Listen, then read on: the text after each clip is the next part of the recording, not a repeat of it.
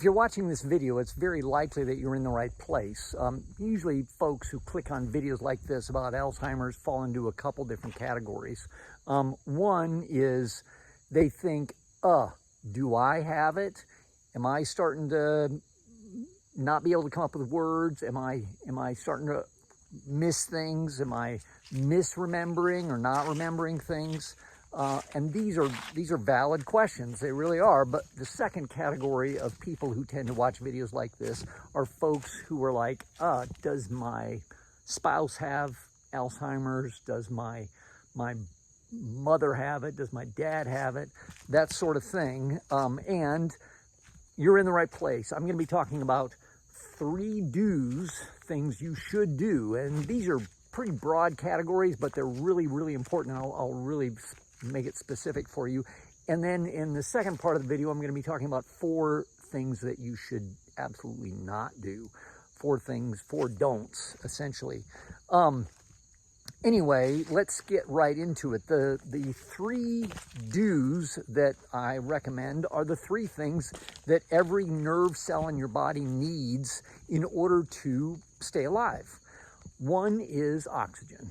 And everybody's like, well, duh. And we'll get into that. 2 is fuel. And 3, and this is something a little bit different than a lot of other cells in the body, but it needs stimulation. It needs work to do in order to be healthy. If you're not giving your cells work to do, then they'll basically die. You've heard use it or lose it. Well, that is a very important phrase for muscle, use it or lose it, but also for nerves. So anyway, oxygen, number 1 thing you should do. Obviously, every cell in your body needs oxygen. You're going to die. Yes, everybody knows this. It is particularly important for the brain. Your brain's a real energy hog. It is a very, very small part of your body. It's not very big at all, but it uses about 20% of the energy that your body produces, which is a real issue. It's something that you really have to deal with. In order to produce that much energy, your body needs oxygen. And one great way to get that is obviously breathing and just doing like breathing exercises. And there's a number of different ways that you can approach this, but doing breathing exercises, if you can't do anything else, deep breathing out, watch out for hyperventilating, that sort of thing. Be sure that any of my suggestions, you're being careful. Don't implement them without being careful to some degree, but breathing is great. What's one of the best ways that you can increase your breathing is exercise. And you might say, oh man, I can't hardly get dad off the couch. Well, that is an issue. And if you are in a situation where you want someone to be healthy more than they want to be healthy, that can be a serious frustration. Hey, go for a walk with me. Hey, we're going to go out to this restaurant and then park an extra block away. That sort of thing is something that you can do to kind of start that process. But another thing that can help quite a bit is getting oxygen in the form of an oxygen concentrator. You can grab an oxygen concentrator on Amazon for like $200. And I know that's a bit of an expense, but it's not nearly as expensive as having Alzheimer's disease, believe me. Picking one of those up, it uses the oxygen in the air and it concentrates it to 90%. So when you're doing activities, you're getting extra oxygen, and that extra oxygen will give your brain cells extra energy to heal itself and to improve itself and to do its job better. And I'm not saying you walk around with this all the time. You can get them without a prescription these days. I'm not saying you do this all the time, but like, hey, I'm going to be using my brain quite a bit. I'm going to be doing some word search, or I'm going to be doing some reading, or I'm going to be doing exercise outside. throw this thing over your shoulder and put the oxygen on. That'll give your body a little bit extra oxygen so that it will be able to utilize that oxygen to better do its job. So that being said, getting out and getting exercise, even if it's a situation where they're just getting up out of the chair 10 times in a row, that is great exercise. It really is. Being in a situation where they take a walk, as I said, or getting in and out of bed several times. It doesn't really matter, just so when they're done, they're like, that was some exercise. You know, they recognize that things are aggressively hard for them. So anyway, that is number one. Number two, they need fuel. And the brain is very unique in regards to fuel. One of the things that it can use for fuel, which is, again, a very obvious one, is sugar, glucose in the blood. That's really especially if you're experiencing problems with dementia, Alzheimer's, that sort of thing, this is really something you want to try to avoid as best you can. The other fuel that your body can use is ketones. Ketones, these days, you can get it in a drink, but the best way is to have your body produce them by getting away from eating things like sugar and going into ketosis. If you are having sugar in your blood on a regular basis, that can actually lead to dementia type problems. Not good, really not good. And they've linked sugar handling issues to higher rates of dementia. Look up a couple things. Look up type 2 diabetes and Alzheimer's, and you'll find that there's a significant link. And then look up another thing called type 3 diabetes. And this is a theory that has been espoused that hasn't necessarily been proven yet, but it is a link between not being able to handle sugar and dementia issues. I have had a number of patients who have had this where, oh man, they've been on a kind of a high sugar diet their whole life, and some of them never had any like issues with it. They didn't gain weight necessarily, they didn't have that many problems with it, but in their older age, they ended up having problems with dementia. I saw this in my dad. He didn't necessarily have Alzheimer's, but he had a thing called Lewy body dementia, which has a lot of similarities to it, and he ate too much sugar. He really did. He was in a situation where he loved his pie and loved ice cream, and we'll talk about why that's an issue here a little bit later as well when we get into the don'ts in the second half of this video. But anyway, one of the things, this other patient I had who had Alzheimer's, man, his wife would placate him with sweets, and he would basically eat like candy all day long and then have a big bowl of ice cream before he went to bed at night. And she was like, well, he just loves it. And well, that is basically pickling his brain. On top of that, I went to a class, this was several years ago, but the instructor, who had a degree in nutrition, he described sugar in your blood as if a child was running down the inside of your arteries, carrying two sabers and scratching the roof, and essentially abrasing and scarring the inside of your artery. And then what happens when you have a artery that's scarred? Well, the fat in your blood, which is normal, will attach, and then the arteries become smaller and smaller, and you can have what they call vascular dementia, where there's not enough blood going to the brain. If there's not enough blood going to the brain, your brain's not getting enough oxygen, and it's not getting enough fuel either. So really cut sugar out altogether. It is a huge problem. Fueling is important, but it's really not like, oh, your brain's getting too much fuel, it's just getting the wrong type. So work on fasting. Fasting is a great way to put your body into ketosis, or changing your diet so it gets away from carbohydrates quite a bit, so you're not in a situation where you're having that child running down the inside of your arteries, scraping them with sabers. Let's go to number 3, and that is stimulation.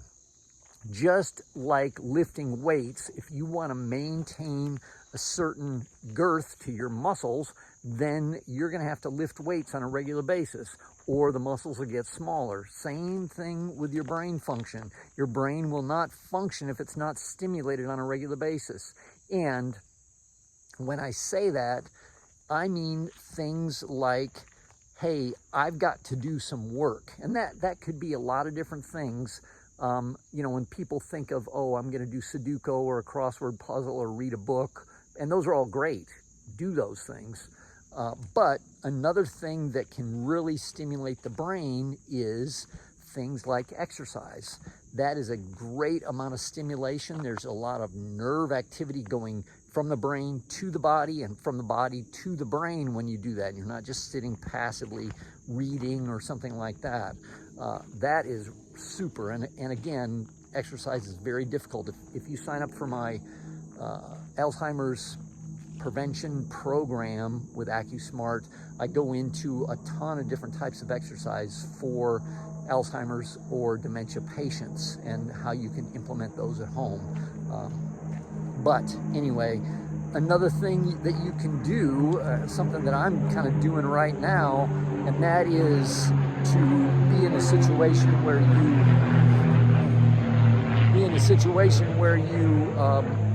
make the brain work while you're exercising. You know, I'm on a trail here, and it is got rocks and sticks and bumps, and I've got to watch out for those or I'm going to fall on my face. Particularly if I had dementia issues, I'd have to seriously pay close attention and make sure that I'm not going to trip or fall. And that makes your brain work a lot more than if you're just walking on pavement or something like that. So you can add in all sorts of things that will increase the amount of stimulation to the brain, and that's really good for your nerves.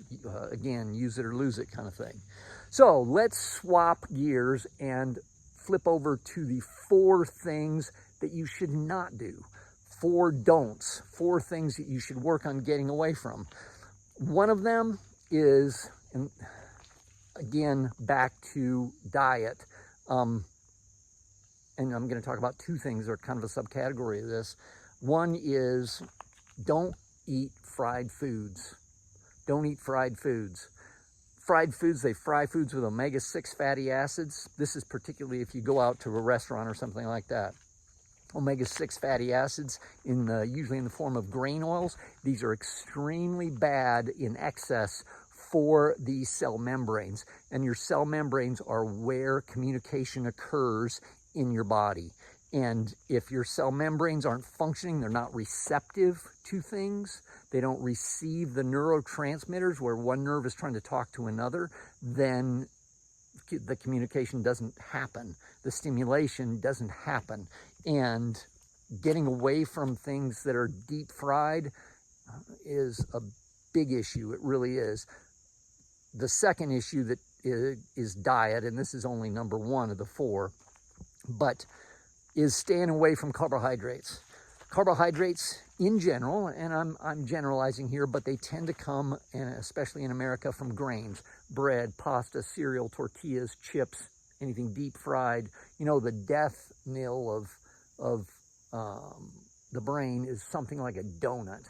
It's full of sugar, and I talked about how bad that is, and it's full of omega-6 fatty acids because it's deep fried. So it's just like death when it comes to trying to avoid Alzheimer's. Stay away from anything that's deep fried or has sugar or carbohydrates in it.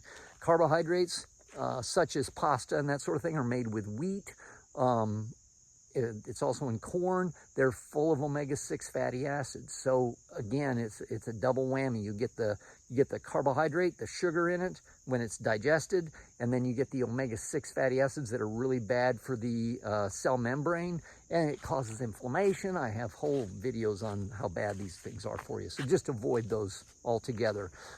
Be in a situation where you stay away from poisons. When I say that, and this is a real issue, this goes back to stimulation. And if you, again, sign up for my Alzheimer's prevention course, you'll get this, which is toxins to avoid. This is part of the program. Food companies are evil in many cases. They really, really are. They have figured out how to put things in that make you crave what they make. So when you're craving it, you're going to buy more of it and make them more money. They put a lot of sugar in, they put a lot of fat in. These are very unhealthy for you, the types that they use. Fats aren't necessarily unhealthy for you. And then they put in things like flavoring and that sort of thing. Flavorings like monosodium glutamate or aspartame, oh, man, and they're on the list that I was showing you. They are stimulators, they're overstimulators to nerves. There's a really great book called Excitotoxins, The Taste That Kills. It really goes into a lot of different studies and research that has been done on this subject and how bad these are for you. But one of the things I talked about, how important stimulation is for nerve cells. Well, if you overstimulate, it can be just as bad or worse for you. Monosodium glutamate will stimulate the nerves so much, it makes them work so hard that they eventually burst and die. So, and there's been research on this. That's overstimulation. Same thing with things like aspartame. That is something that will overstimulate a nerve to the point where it will kill it. It basically works it to death, and really not good for you. And here's why I have a whole 3-page paper on it, is the food companies have gotten to the point where they're like, hey, people aren't buying our stuff anymore as much because they figured out monosodium glutamate, aspartame, artificial sweeteners, artificial flavorings are not good, so we're going to read the labels and not buy those. Okay, great. Well, what they've done is they've started calling it different names, and these names are to hide it from you, so you will continue to buy their bad products that will kill your nerve cells and cause tons of problems in the future. So really not good. These are available on the internet if you want to look these up for sure, but really not a good situation is having toxins in your body. And these toxins usually come in the forms of foods or food additives and that sort of thing.